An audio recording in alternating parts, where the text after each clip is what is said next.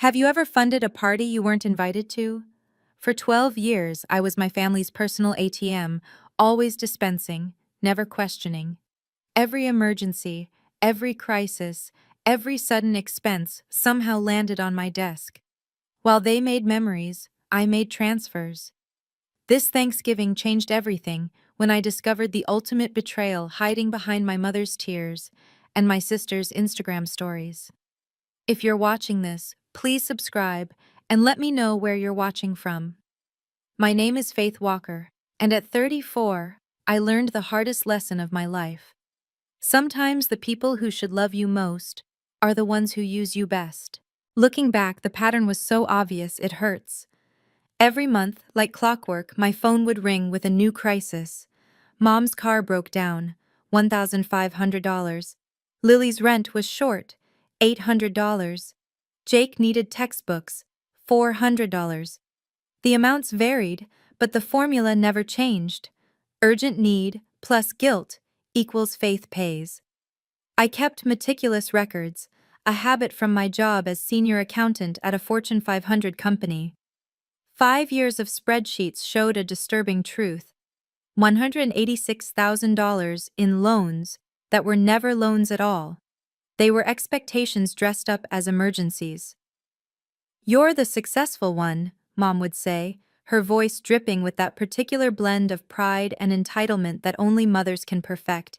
Family helps family, but help flowed in only one direction. When I needed emotional support during my divorce 3 years ago, Mom was too busy with Lily's latest drama. When I asked Jake to help me move apartments, he had plans. When I invited them to my promotion celebration, only 2 cousins showed up. The irony? At every family gathering, Mom would parade me around like a prize horse. "Faith handles millions at her company," she'd boast to anyone within earshot. "She's our little financial genius." Then, privately, she'd whisper about Lily's struggles, Jake's setbacks, always ending with that familiar refrain, "Thank God we have you." Every crisis somehow required exactly what I had in savings. It was uncanny how their emergencies always matched my bonus schedule. Tax refund season brought roof repairs. My annual raise triggered Mom's medical procedures that insurance mysteriously wouldn't cover. I see it now. I wasn't a daughter or a sister. I was an investment that had finally started paying dividends, and they were determined to collect every cent. The disrespect went beyond money. Major family decisions happened in group texts I wasn't part of, Sunday dinners I wasn't invited to, conversations that stopped when I entered the room. "We didn't want to bother you," Lily would say, not meeting my eyes. "You're always so busy with work." Busy funding their lives, apparently. They planned Dad's memorial service without me, then handed me the $8,000 funeral bill. They renovated Mom's kitchen, chose everything from cabinets to countertops, then texted me the contractor's invoice. They even adopted a family dog, a golden retriever named Max, and set up a monthly pet care fund that automatically drafted from my account. The Thanksgiving before last was typical. I arrived with my homemade pies to find them deep in conversation about the annual family vacation. Brochures spread across Mom's dining table, everyone debating between Cancun and Hawaii. "Oh, Faith's here," Jake announced, like I was the mailman, not his sister. They didn't ask my opinion or preferences. They'd already decided the dates, naturally during my company's busiest quarter when I couldn't possibly take time off. But they'd calculated my contribution down to the penny, $4,500 to cover Mom and Lily's portions. "You understand, don't you, sweetie?" Mom patted my hand. "Some of us can't afford these things without help." I kept every receipt, every transfer, every broken promise. Not out of pettiness, but from a desperate need to prove to myself that this was really happening, that I wasn't imagining the pattern. My therapist would later call this documentation as self-validation, keeping evidence when gaslighting makes you question your own reality. Those files would become more important than I ever imagined. But that Thanksgiving, I just smiled, wrote the check, and wondered if this was what family really meant. Why did I keep paying?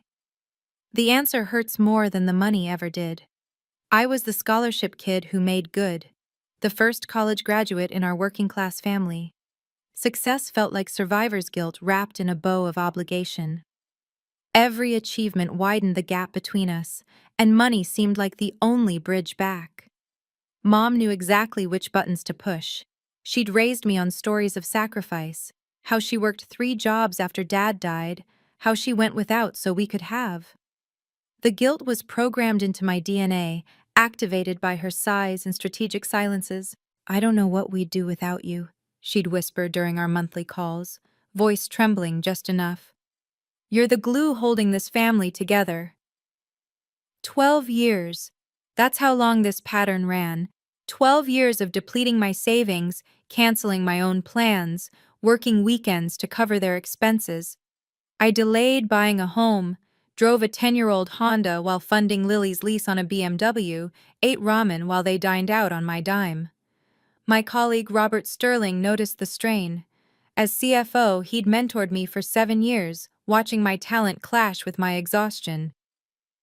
"Faith, you look like you're carrying the world," he said one Monday after I'd worked another weekend. "Whatever it is, it's affecting your performance." I brushed off his concern, but he wasn't wrong. I was drowning in other people's choices, suffocating under the weight of being needed. The promotion I'd worked toward for 3 years sat just out of reach, sabotaged by my divided focus and depleted energy. Until Thanksgiving arrived with a phone call that would change everything. By November, I was running on fumes, financially and emotionally. My savings account, once robust with 6 figures from years of careful planning, had dwindled to barely 3 months of expenses.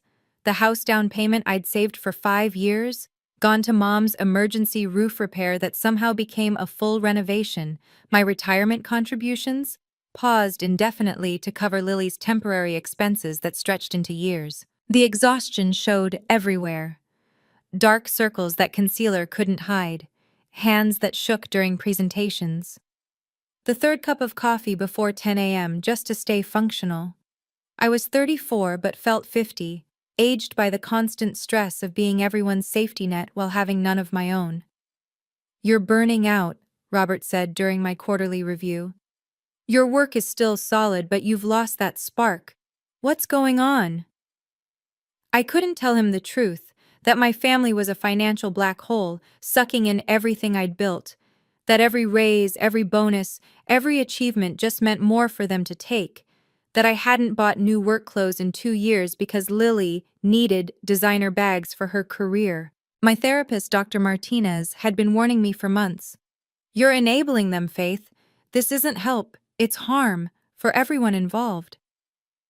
But knowing and doing are different beasts. Every boundary I tried to set crumbled under Mom's tears or Lily's crises. I'd promised myself, this is the last time, while already reaching for my checkbook. The breaking point was coming, though I didn't know it yet. My credit cards were maxed from covering their emergencies. My own emergency fund was depleted. One more crisis, and I'd have nothing left to give. That's when Mom called about Thanksgiving.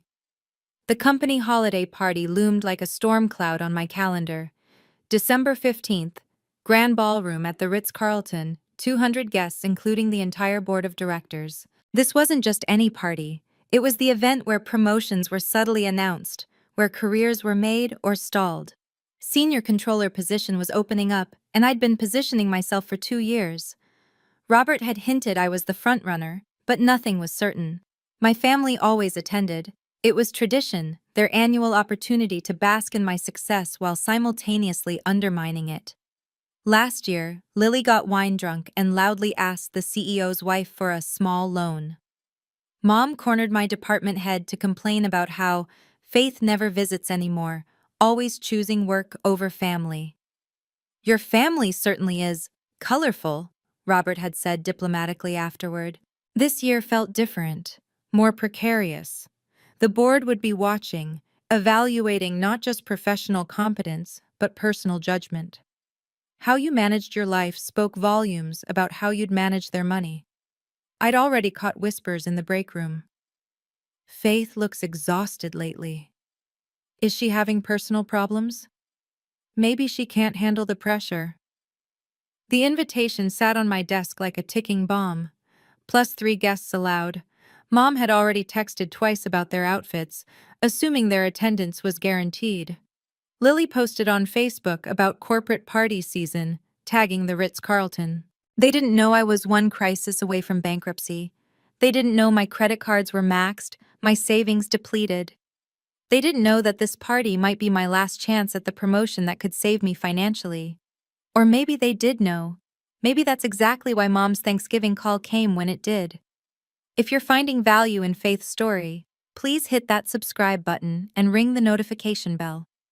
I share these real-life stories every week to help people recognize toxic patterns and build healthier boundaries. Drop a comment below. Have you ever been the family ATM? Let's support each other. Now, back to that fateful Thanksgiving call.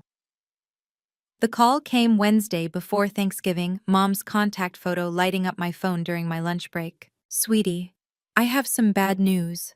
Her voice carried that practiced tremor, the one she'd perfected over years of manipulation. "We need to cancel the family trip this year." The annual post-Christmas vacation was sacred tradition. 5 days at a resort, all 23 family members, entirely funded by me. I'd already transferred $12,000 to Mom's account for deposits. "What happened?" I asked, though I could predict the script. "Everything's just so expensive now. The economy, you know. Your brother's hours got cut. Lily's struggling with her bills." A theatrical sigh. "We're all sacrificing this year." "Mom, I already sent the deposit money." "Oh, that went to more pressing needs, honey. The mortgage was behind. Lily's car was about to be repossessed." Her voice dropped to a whisper. "We're barely keeping our heads above water." The familiar guilt washed over me. Here I was, eating sushi for lunch while my family struggled. What kind of daughter? What kind of sister was I? "I can send more," I heard myself saying. "Maybe we could still do something smaller." No, we couldn't ask that of you. You've done enough." The noble suffering in her tone was Oscar-worthy. "We'll just have a quiet Christmas at home, together, as a family." Together. The word stung, implying I was the one who stayed away, who chose work over them. "I'll work extra shifts over the holidays," I offered. "Send whatever I can." "You're an angel, Faith. I don't know what we'd do without you." I ended the call and immediately signed up for weekend shifts through New Year's. Time to be the family hero again. I threw myself into work with desperate determination. Black Friday through Christmas, I was a ghost haunting the office, surviving on vending machine coffee and whatever leftovers appeared in the break room. 60-hour weeks became 70. Weekend shifts blurred together. I missed my book club's holiday party, canceled dinner plans with friends, even skipped my apartment building's Christmas gathering. Everything sacrificed for the overtime that would help my struggling family. By mid-December, I'd scraped together another $5,000. The transfer went through on December 18th, labeled Emergency Fund, in my meticulous records. Mom's response was a brief text. "Received, thank you." No details about how it would help. No gratitude beyond those 3 words. But then, appreciation had never been their strong suit. What struck me as odd was the sudden social media silence. Lily, who normally posted 12 times a day, went dark after December 20th. Her last post, a vague, "big things coming," sat there gathering likes while she ignored my texts. Mom stopped calling with her daily crises.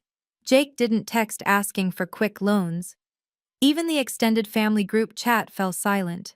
"Probably busy with the holidays," I told myself, working late on December 23rd while the office Christmas party happened 2 floors down. Robert stopped by with a plate of food. "You should be celebrating, not grinding," he said, setting the plate on my desk. "Just finishing up year-end reports." He studied me with those sharp CFO eyes. "Faith, whatever you're trying to prove or pay for, it's not worth losing yourself."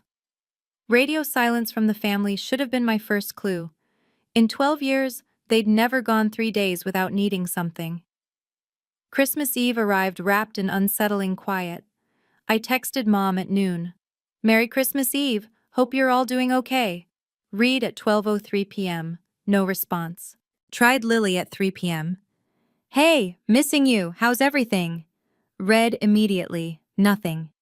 Even Jake, who usually at least sent back an emoji, left me on read at 5:47 p.m.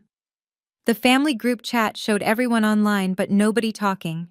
23 family members and not one Merry Christmas or Miss You or even a festive gif. The last message was from Aunt Helen on December 20th. "Can't wait."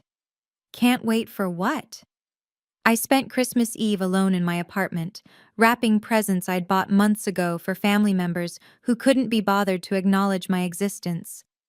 The irony wasn't lost on me. I'd funded their entire year, but didn't merit a simple text back. My friend Sarah invited me to her family's dinner. "You shouldn't be alone on Christmas." "I'm fine," I lied, staring at my silent phone. "Just tired from all the overtime." By 11 p.m., the anxiety was eating me alive. Were they okay? Had something happened? Was there an emergency they weren't telling me about?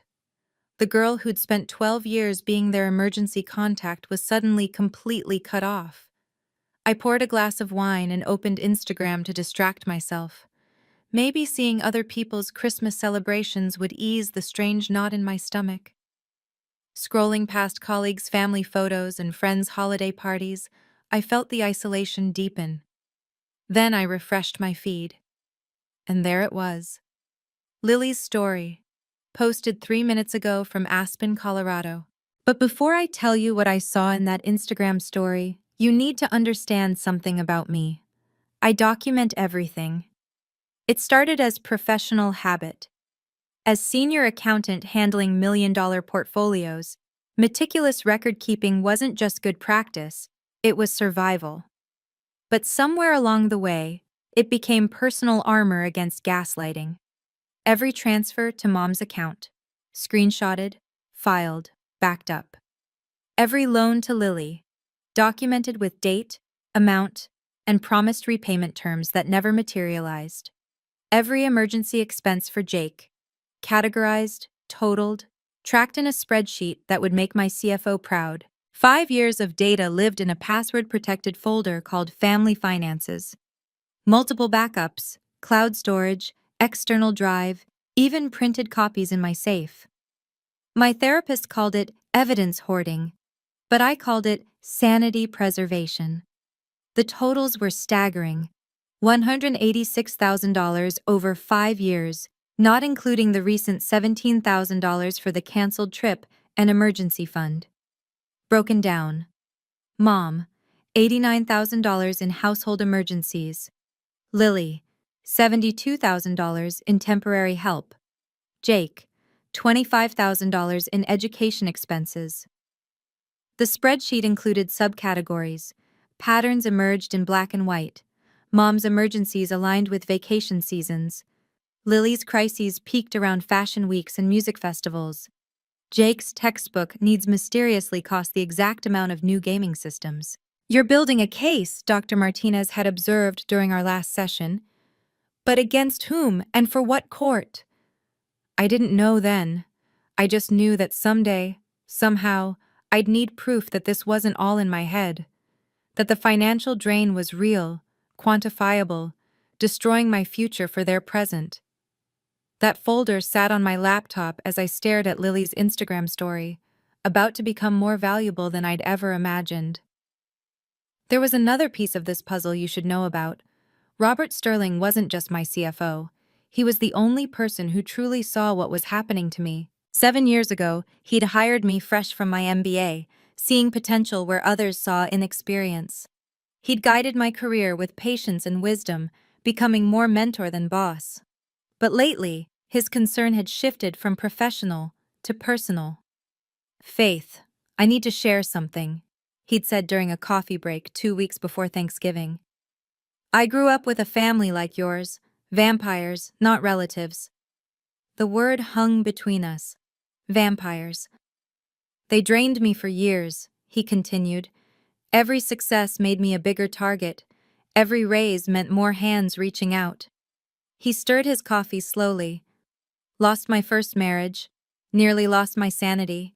Definitely lost my savings. How did you stop it? Public accountability. His eyes met mine. When everyone knows the truth, manipulation loses its power. Darkness can't survive in light. He'd slipped me his personal cell number. If you ever need backup, professionally or personally, call me. Sometimes the best family is the one you choose, not the one you're born into. I'd tucked that number away, never imagining I'd need it. Robert had built his walls, found his peace. He understood the cost of boundaries, the price of freedom from family who saw you as a resource, not a person. Document everything, he'd added as we returned to work.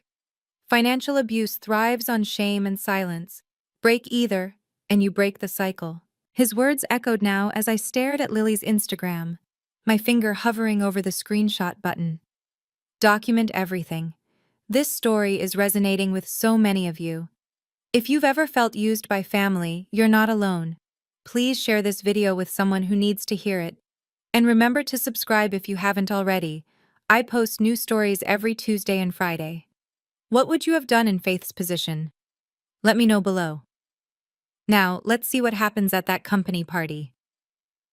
The Instagram story played in a loop, each viewing another twist of the knife.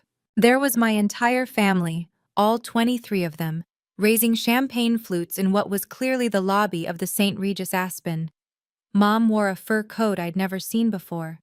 Lily's designer ski outfit probably cost more than my monthly rent. Jake had his arm around a girlfriend I didn't know existed. The caption read, "Family Trip 2024, so blessed, #Aspen vibes, #family first." I clicked through to the tagged location, the St. Regis Aspen, 5 stars. Peak season rates starting at $2,000 per night. My hands shook as I switched to Mom's Facebook. She'd been careful. No public posts, but she'd forgotten about tagged photos. Cousin Emma had tagged everyone at Richardson Family Annual Vacation, Aspen 2024. The album was extensive. Spa treatments, 5-course dinners, ski lessons with private instructors, snowmobile tours, shopping trips to designer boutiques. Every photo featured my family living their best life on what was supposed to be a canceled trip. Everyone was there. Everyone but me. Aunt Helen raising a glass. Uncle David on the slopes. My teenage cousins in matching ski gear. Even Mom's bridge club friend Margaret had somehow made the cut. The timestamp on the first photo, December 21st. 3 days after I'd transferred $5,000 for their emergency fund. While I was working overtime to help with their financial struggles, they were booking Mountain View suites. I screenshotted everything, every photo, every tag, every location check-in. The evidence folder on my laptop gained a new subfolder, Aspen Betrayal. Lily posted another story as I watched. Her, Mom, and Jake at dinner, lobster and steak on their plates. Living our best life. Family is everything. Family is everything. Except, apparently, me. The full scope of their deception unraveled as I deep-dived into social media like a detective at a crime scene. Jake's girlfriend had posted stories for 3 days straight. The reservation at Matsuhisa, $3,000 for the whole family. The private ski instructor, $500 per hour, booked for multiple sessions. The spa day that Mom, Lily, and 4 cousins enjoyed, $400 per person. Uncle David's LinkedIn, of all places, had a post.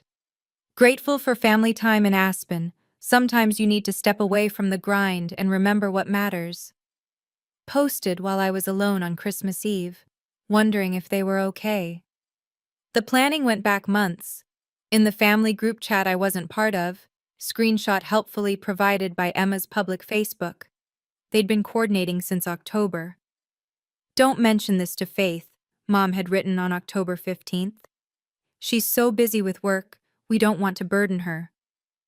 Burden her? But taking her money wasn't a burden? Aunt Helen had responded. "Should we at least invite her?" Mom's reply. She'll just make everyone feel guilty about the cost. You know how she is about money. How I was about money? I was how I was because I was the one paying for everyone else's life. The most damaging discovery came from the resort's public Instagram. They'd featured my family in their stories. The Richardson family returns for their 5th annual holiday celebration. 5th annual. They'd been doing this for 5 years. Every year I'd funded a canceled trip that happened without me.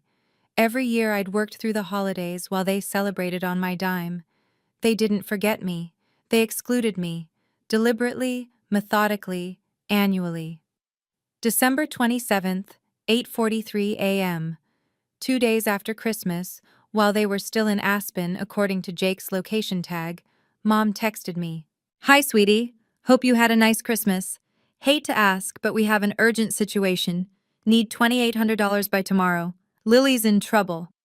I stared at the message. They were literally on vacation with money I'd given them for emergencies, and they had the audacity to ask for more? 3 dots appeared. Mom was typing. "I know things are tight for you too, but family helps family. Lily's apartment situation is desperate. She could be evicted." Evicted? While posting photos from a $2,000 a night resort. Another text. "Can you wire it today? You know how you're the only responsible one we can count on." The only responsible one. The only one not invited to Aspen. I typed and deleted a dozen responses. Rage-filled paragraphs about betrayal and lies. Hurt-soaked questions about why I wasn't good enough to include. Detailed accountings of every dollar they'd stolen. But then I remembered Robert's words. Sometimes the best response is the unexpected one. I opened my banking app and looked at the automatic transfers scheduled for January. Mom's household help, $1,500. Lily's temporary assistance, $1,000. Jake's student loan help, $500. I canceled them all. Then I went back to Mom's text and typed 6 words that would change everything. "Ask your favorite child. I'm done." Send. The read receipt appeared immediately. The 3 dots started and stopped 5 times. My phone began ringing. Mom, then Lily, then Jake, then Mom again. I declined every call, then typed one more message. "See you at the company party. We need to talk." December 15th arrived with the kind of crisp clarity that makes everything feel significant. The grand ballroom at the Ritz-Carlton gleamed with holiday perfection. Ice sculptures, champagne fountains, a string quartet playing jazz arrangements of Christmas classics. 200 of the city's financial elite mingling in their finest, plus their families. I arrived early, my laptop bag heavier than usual with its cargo of truth. The USB drive in my pocket contained 5 years of evidence, formatted into a simple, devastating presentation. Just in case. "Faith, you look stunning," Robert appeared at my elbow, his wife Sandra beside him. "That's quite a transformation from the overtime zombie I saw last week." "I finally got some sleep," I said. It was true. After sending that text to Mom, I'd slept better than I had in years. "Your family coming tonight?" Sandra asked innocently. "Oh, they'll be here." And they were. 7:47 p.m., fashionably late as always. Mom swept in wearing a new dress. Nordstrom, I'd guess. Probably $400. Lily followed in heels that screamed Louboutin. Jake had managed a proper suit for once. They moved through the crowd like they owned the place, Mom already working the room. She spotted me by the bar and approached with arms wide. "Faith, darling, you look tired. Working too hard as always?" The hug was performance art. The whispered, "We need to talk about your text," was the real message.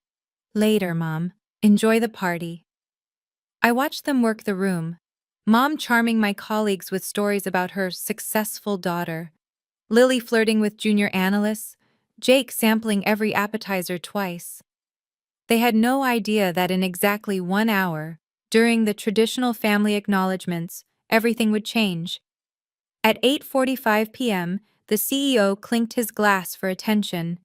Time for the traditional speeches, usually corporate platitudes about family values and work-life balance.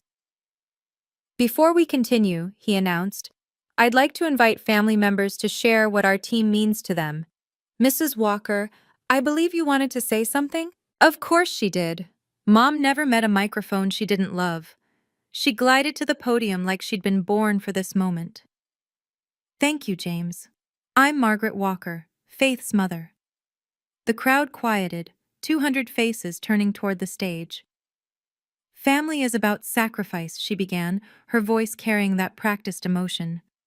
It's about supporting each other through thick and thin. In the Walker family, we've learned that success isn't individual, it's collective. I almost laughed. Collective success, individually funded. My daughter Faith embodies our family values. She understands that when one of us struggles, we all struggle. When one succeeds, we all succeed. She dabbed at her eyes. This year has been particularly challenging. We've all had to make sacrifices, cancel plans, tighten belts. Cancel plans. I glanced at Robert, who raised an eyebrow. But we support each other. We don't keep score. We don't hold grudges. Her eyes found mine in the crowd. Real family means showing up for each other, even when it's inconvenient, even when it costs us. The irony was suffocating. She was literally describing everything they didn't do while taking credit for values they didn't have. Faith has taught us so much about responsibility and giving. James, our CEO, started to applaud, then turned to me. Faith, would you like to respond to your mother's lovely words? The room waited. Since we're discussing family sacrifices, I said, standing slowly, I have something to share. I walked to the podium with the calm that comes from having nothing left to lose. Thank you, Mom, for that beautiful speech about sacrifice and showing up. I pulled out my phone, connecting it to the presentation screen. I'd like to show everyone what showing up looks like in the Walker family. The first slide appeared, the Aspen photos from Instagram. This is my family's canceled vacation from last week, the one that was supposedly impossible due to financial hardship. I swiped. Here's the $3,000 dinner at Matsuhisa, the private ski lessons, the spa day. Murmurs rippled through the crowd. Mom's face went white. What you don't see in these photos is me. Because while I was working overtime to fund this trip, yes, fund it, I wasn't invited. Next slide, my bank statements. 5 years of transfers highlighted. $186,000 over 5 years. Every emergency, every crisis, every desperate situation. My voice stayed steady, professional. These are facts, not feelings. Lily stood up. Faith, you're embarrassing yourself. Am I? I clicked to the screenshot of Mom's message in the family group chat. Don't mention this to Faith. She'll make everyone feel guilty about the cost. The room was silent except for the jazz quartet, who'd stopped playing mid-song. Yesterday, while still on this vacation I funded but wasn't invited to, they asked for another $2,800 for another emergency. I looked directly at Mom. You talked about not keeping score, but when one person pays every bill while being excluded from every celebration, maybe it's time to check the tally. Robert Sterling stood up from his table. May I see those documents, Faith? I handed him my phone. He studied it, his CFO face unreadable. The entire room held its breath. Robert Sterling commanded the room's attention without raising his voice. That's what 30 years in finance teaches you. Real power doesn't shout. I've reviewed these documents, he announced, still scrolling through my phone. As CFO, I recognize meticulous record-keeping when I see it. These transfers are documented with the precision of someone who knew she'd need proof someday. He looked at my mother. Mrs. Walker, this appears to be systematic financial exploitation. How dare you? Mom started. I dare because I've been there. Robert's voice carried across the ballroom. My family did the same thing, bled me dry while calling it love, took my success as their entitlement, used guilt as their weapon of choice. He handed my phone back and addressed the room. What Faith is doing isn't selfish, It's self-defense, and it takes extraordinary courage to do it publicly. Sandra Sterling joined her husband. We've watched Faith work herself into exhaustion, funding a family that couldn't bother to include her in their celebration. That's not love. That's abuse. The crowd's energy shifted, heads nodding, sympathetic glances. One woman at table 3 whispered, "My sister does the same thing to me." James, our CEO, stepped forward. "Faith, I had no idea you were managing this level of pressure. Your performance has been exceptional despite it." "Because of it," Robert corrected, "Faith learned to document everything, track every detail, maintain impeccable records. These skills make her invaluable to our firm, which is why I'm recommending her for senior controller, effective immediately." Gasps from the crowd, the promotion, announced here in front of everyone. Mom sank into her chair. Lily's mouth opened and closed like a fish, but Jake was looking at me with something I'd never seen before. Respect. Lily couldn't let it end like this. She never could stand being outmaneuvered. "This is ridiculous!" She stormed to the front, designer heels clicking. "Faith is twisting everything. We're a family. Real family doesn't keep score." "You're right," I said calmly. "Real family doesn't, which is why I stopped." "You're destroying us over money?" Her voice pitched higher, performing for the crowd. "After everything Mom sacrificed for you?" "What exactly did she sacrifice, Lily? Please, tell everyone."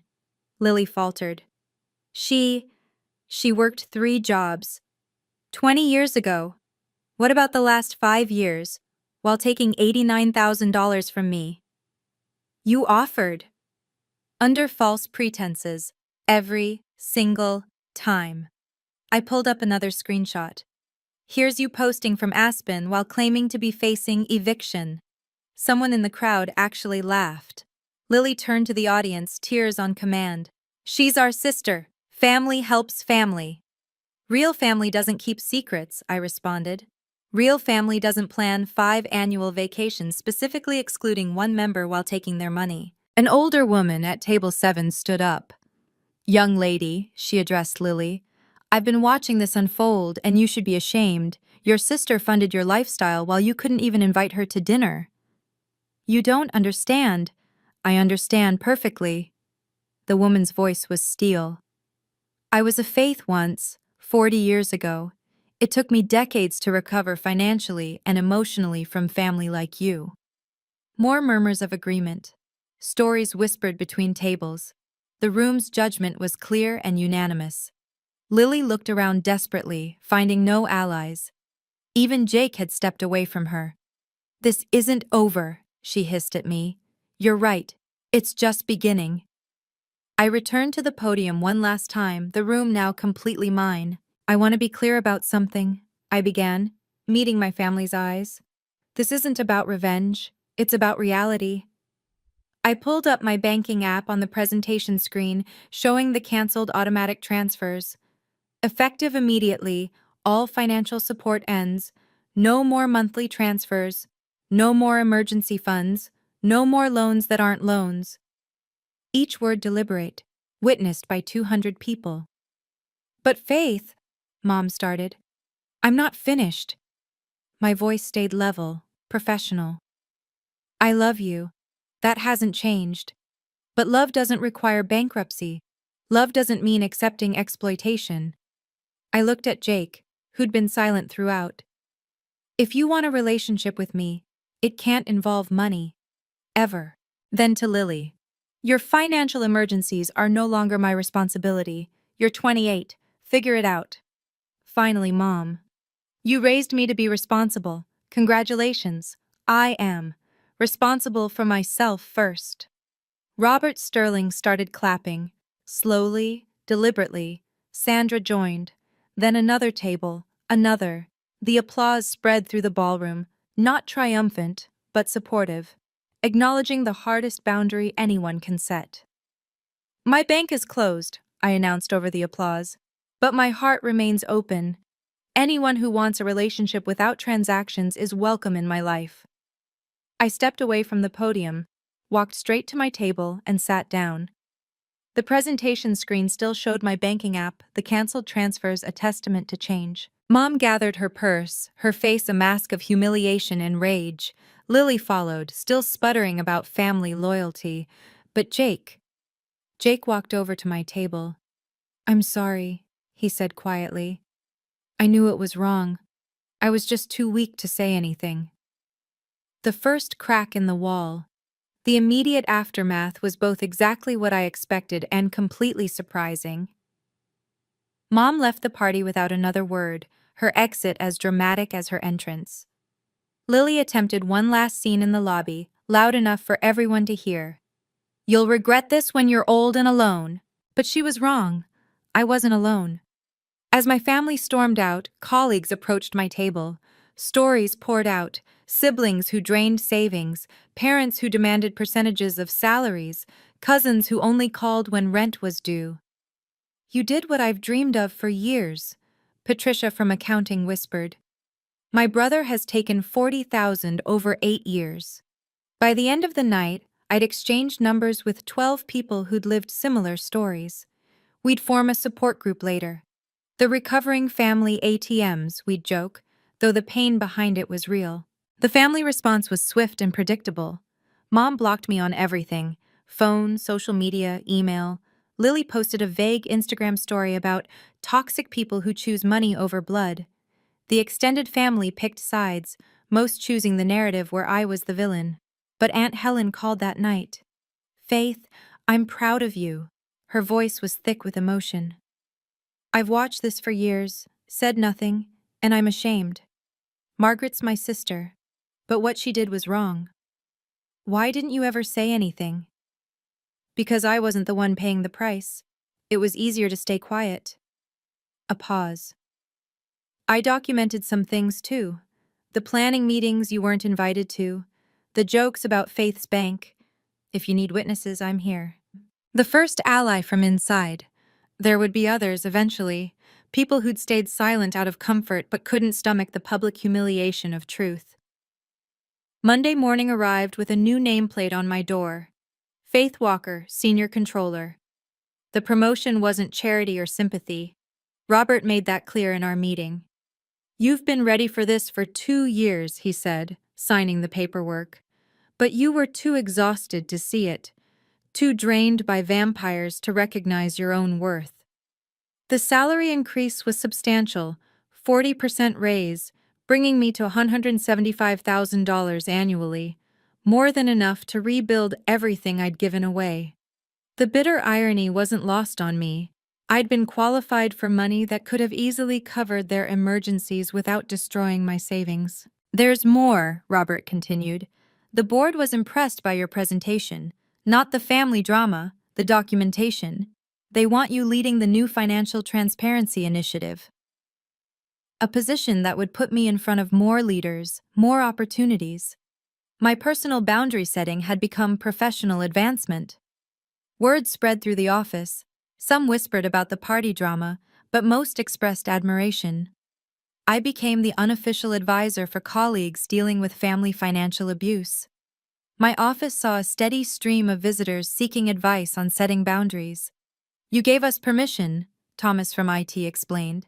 Seeing someone actually do it, publicly, with consequences, it made it real, possible. I started a lunch group, Financial Boundaries and Families. Within a month, we had 30 members. HR approved it as an official employee resource group. The company even brought in financial therapists for workshops. The ripple effects were extraordinary. 3 colleagues cut off financially abusive relatives. 5 more set strict lending limits. 1 discovered her mother had opened credit cards in her name. My story became their catalyst. My boundaries became their permission slip. 6 months later, my financial transformation was stunning. Without the constant drain of family emergencies, I saved $3,000 monthly. The raise added another $20,500. In half a year, I'd accumulated $33,000, more than I'd saved in the previous 3 years combined. I took my first real vacation in 5 years. Greece, 10 days, alone. No guilt, no emergency calls to ruin it. Just me, the Mediterranean, and the kind of peace money can't buy but boundaries can.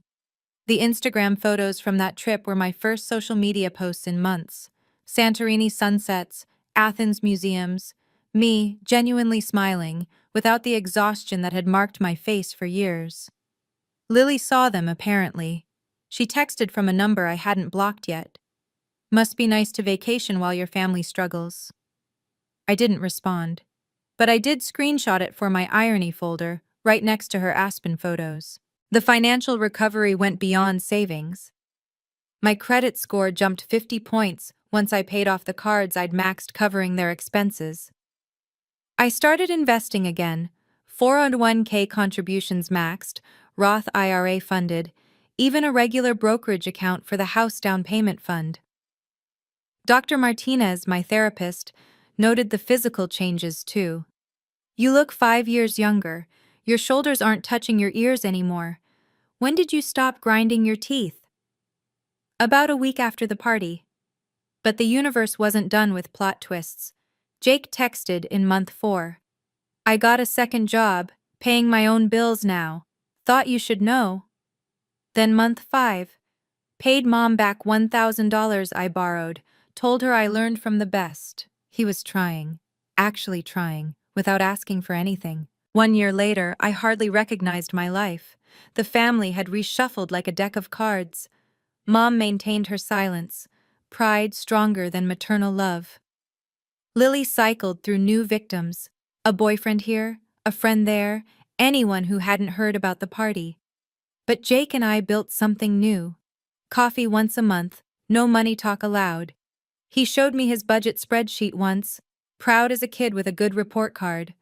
We were learning to be siblings without transactions.